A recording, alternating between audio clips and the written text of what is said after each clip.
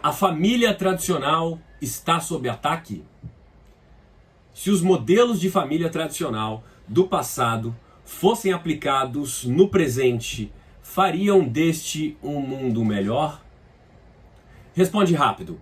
Se o modelo de família tradicional, com toda a sua rigidez e as suas características, fosse aplicado hoje na sua vida e na vida de todos à sua volta, isso faria de você e de todos à sua volta pessoas mais livres e felizes?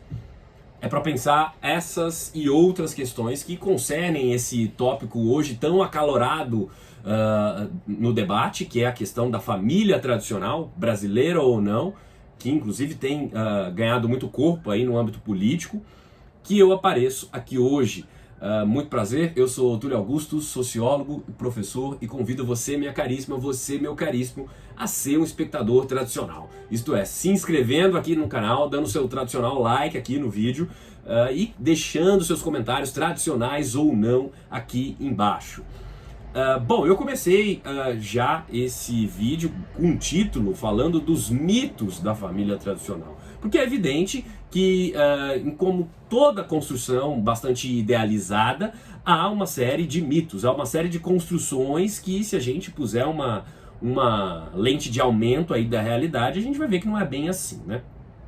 Hoje, essa noção de família tradicional tem sido um cavalo de batalha de certos grupos ditos conservadores e da direita, como se fosse uma saída viável, possível, um modelo ideal de sociedade. E é claro que há mistificações, há exageros por trás disso, e há uma série de mentiras retóricas aí sendo repetidas exaustivamente, até me embaralhei aqui, quando se fala disso. Bom, vamos tentar dar um olhar um pouco mais, menos ideológico e um pouco mais contextualizado, sociológico para a coisa. Bom, essa noção de que as famílias do passado tradicionais eram necessariamente mais harmônicas e mais estáveis e mais felizes ou mais pacíficas, né? Isso é, em boa medida, também uma ficção idealizada. Claro que é, né? Será que esses modelos do passado eram todos melhores do que os atuais, né? A terceira das três perguntas que eu te fiz aí no início, eu tenho certeza que a resposta para você seria não. Bom, eu pego o gancho para pensar essas questões a partir de um livro de uma historiadora americana que é professora foi professora em diversas universidades, eu não sei exatamente onde ela está hoje. Ela se chama Stephanie Coontz. Está viva no momento que eu estou gravando esse vídeo, e ela escreveu um livro em 1992 que se tornou basilar para essas discussões, que se chama The Way We Never Were, uma tradução livre, o jeito pelo qual nunca fomos, o jeito de que nunca fomos, né? É um livro de 1992, no qual ela está mostrando que esses modelos que estão muito bem encarnados naquele ideal dos anos 50, né, dos chamados anos dourados, os anos 50 do século 20, né, aquele que está estampado em muitas peças publicitárias, em muitos filmes, em muitos enlatados que formaram culturas, gerações afora. Aquele modelo é um modelo de uma espécie de conto de fadas branco, né, que ali está mesclando uma série de narrativas que não são necessariamente verdadeiras quando a gente olha, né? Nós sempre temos uma tendência, isso vale para qualquer momento histórico, isso vale para qualquer sociedade, de olhar o passado de uma maneira mistificadora, né? De tentando achar o que a Golden Age, né? A Era Dourada, né? Bom era no meu tempo, né? Bom era no tempo dos meus pais, dos meus avós, lá que era bom. Todas as gerações sucessivamente tem um pouco esse discurso. Isso está presente em quaisquer sociedades, né? Um cientista político francês, o Raoul Girardet, chama isso de um mito da Idade do Ouro, né? Enfim, tem vários estudos aí na psicologia, nas ciências sociais, na antropologia, debatendo um pouco essa questão. Mas eu volto aqui para o livro da Stephanie Coontz para mostrar como ela demonstra que aquele modelo de sociedade insensado, sobretudo a partir dos anos 50, nos Estados Unidos, que casa muito com o chamado American Way of Life, né, em que a vida das mulheres, sobretudo, estava resumida em ser uma espécie de sacerdotisa do lar, né, cuidando dos filhos, dos maridos ali, cuidando da casa, sempre era um modelo bastante opressor, né, e muito limitante, não apenas para as mulheres, é claro que era bastante limitante para as mulheres, mas também para os homens, né. Para você que ainda pensa que esse modelo era extremamente benfazejo para os homens, eu te pergunto, será que a sua vida, você homem heterossexual, a sua vida teria sido muito melhor se você em todos os seus âmbitos sociais tivesse convivido apenas com homens? Sua vida seria melhor? Né? Tendo a achar que não, sua vida seria incrivelmente pior em todos os aspectos, né? Pois é, porque naquele contexto ainda tinha as mulheres confinadas dentro de casa, né? Isso tinha mudado nesses países centrais um pouco, em razão da Segunda Guerra, né? Porque houve o esforço de guerra e as mulheres precisaram ir para o mercado de trabalho, mas quando cessada a guerra, as mulheres voltam para o lar, né? Os postos de trabalho voltam a ser ocupados por homens, né?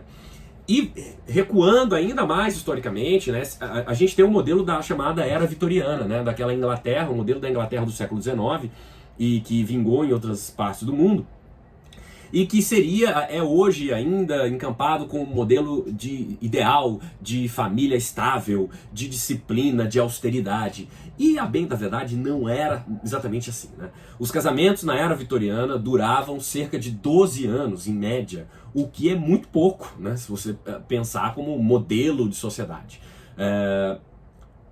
Até os 21 anos de idade, cerca de metade das pessoas tinham perdido um dos seus pais, né? Ou o pai ou a mãe. Né? A mortalidade era altíssima. Portanto, esse ideal de arranjo familiar bastante contínuo e estável também é falacioso, né? Mesmo para os ideais daquela época. Né? Não é exatamente essa maravilha toda que certos grupos hoje, tentando reciclar cavalos de batalha político, tentam criar, tentam nos fazer crer, né? A Stephanie Coontz faz um pouco esse movimento histórico, né? Há também a questão da rigidez, né, dos arranjos familiares, sobretudo na Era Vitoriana, em que o homem tinha a palavra final para tudo, né? Imagine, sua vida seria muito melhor se o seu pai tivesse a palavra final sobre tudo, absolutamente tudo que diz respeito à sua vida. Também tendo a achar que não, né? Era um modelo muito menos livre de sociedade, muito menos libertário, e completamente atrasado, mesmo com os nossos ideais de hoje, né? Com certeza o seu pai tem milhões de conselhos bons para te dar, te ama bastante, já te orientou muito na vida, mas em certos momentos da vida, olha só que revolucionário, é melhor que nós mesmos tenhamos a palavra final sobre o que nos diz respeito, né? Pois é esse o que há de mais revolucionário nos arranjos, nas mudanças que existiram de lá para cá, né? Em todas essas coisas. Sem falar que esse modelo da mulher sempre confinada no ambiente do lar, que existiu muito na Era Vitoriana, era um modelo também muito das famílias abastadas, né? Porque as famílias pobres não tinham condições de viver isso, né? Elas tinham que sair pro lar, sair do lar para o campo de trabalho, para o mercado de trabalho, para poder vivenciar e ganhar o pão de cada dia, né? Esse é um modelo que não se aplicava a todos os arranjos familiares da época, né? Essa noção de família ideal, né, portanto, que vai ser recriada no século XX, nesse momento que a Stephanie Coontz está escrevendo, do homem provedor, que vai ganhar a renda familiar, né, que a mulher fica lá um papel doméstico, isso infelicitava inúmeras mulheres e, como eu disse, muitos homens também por tabela, né? A verdade é que os arranjos familiares eram incrivelmente mais distanciados, né? As relações entre homens e mulheres eram emocionalmente distantes, né? O homem ali tinha uma figura de autoridade que não podia ser contestada em geral, e esses casais não tinham assim tanta afinidade como se imagina, né? Eles estavam presos ali àquele sistema que era muito opressor, né? É isso que nos mostra também uma outra autora, também americana, que se chama Betty Friedan, e ela escreveu um livro em 1963 que se chama Mística Feminina, né? E foi um livro muito importante, responsável aí pela chamada segunda onda do feminismo, no qual ela cria um conceito, né, do problema inominável, que é exatamente como as instituições estão todas arranjadas para exercerem uma opressão por sobre as mulheres, né? Nos costumes, na moda, nos valores. Todas as instituições sociais estão ali dispostas de maneira a limitar, a estreitar os horizontes de vida das mulheres. E isso é algo extremamente empobrecedor para a sociedade como um todo, para as mulheres em particular, é claro, mas para a sociedade como um todo. Os homens é que saem perdendo bastante, tendo as suas vidas incrivelmente mais empobrecidas em razão desses arranjos do passado, né? Sem falar no problema do alcoolismo, da violência doméstica, que foram muito importantes nos anos 60, nesse período em que a Beth está tratando, a Beth Friedan. E esse livro tem um problema muito grande também hoje, com o olhar de hoje, porque ele tem um recorte da classe média branca americana, né? Então é o problema das mulheres de classe média branca. Então, praticamente ignora as mulheres negras que estavam em problemas muito maiores. Então, é um livro que tem o seu valor, mas tem que ser entendido no contexto atual com esse recorte. E a nós, sociólogos, a nós que nos dispomos a pensar as questões da sociedade, cabe sempre questionar e relativizar esses postulados ficcionalizantes e idealizantes sobre modelos do passado. Porque quando a gente vai verificar nas evidências históricas, eles não eram tão maravilhosos assim, não é verdade? Se você gostou desse vídeo, não deixe de dar o seu like aqui e aparecer para outras conversas. Um abraço e até a próxima.